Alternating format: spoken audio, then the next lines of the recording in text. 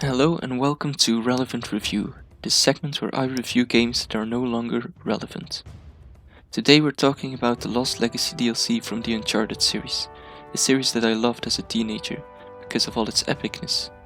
As you would expect, this DLC is mostly more of the same, but it does a couple of interesting new things. The first half of the game is set in a semi-open world. You get a map with a few objectives and you get to decide what order you complete them in. They did a great job of making it all feel very organic, no matter what order you decide to follow. There are slight changes in dialogue for every possible order you can choose. If you want to, you can even do some optional puzzles on the map to get a pretty cool reward. I actually felt a lot more in control than I ever had in an Uncharted game, while it still felt very cinematic and fluent. Halfway through, the game turns into a more standard and linear Uncharted experience, but that's not necessarily a bad thing. You get your spectacular set pieces and empathic characters, which the series is known for. The story will definitely feel very familiar to anyone who has ever played an Uncharted game. There is a supernatural artifact to get, a villain to compete with, and a lot of snarky remarks being made by our witty main characters. It might be familiar, but I think it works well in this DLC.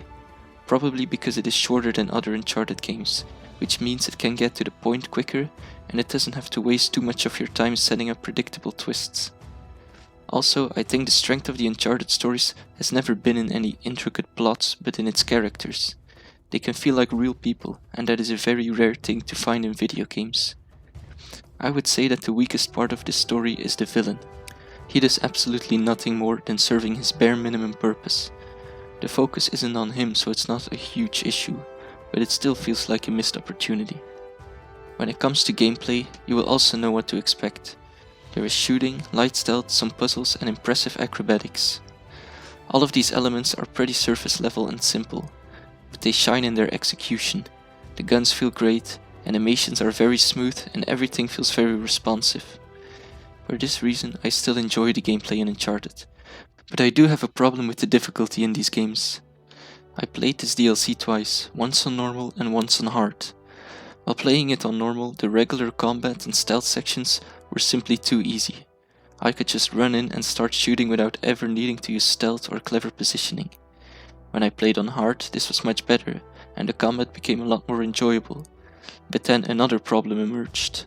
During the set pieces, things tend to get pretty chaotic, and on hard difficulty, this means that you're probably going to die a few times. However, when you die in a set piece, you simply get put right back where you were, making it pretty pointless. All it does is break your immersion. I guess you could play the game on hard and switch to normal whenever there is a set piece, but that is hardly a convenient solution. Once again, not a huge problem, but something that has bothered me in every Uncharted game. So despite some flaws that this series has always had, this is a really solid Uncharted experience. If you never liked Uncharted games, you won't like this, but if you do like them, then this is a no-brainer. But you probably already knew that because this game came out 100 years ago. Thank you for watching, bye.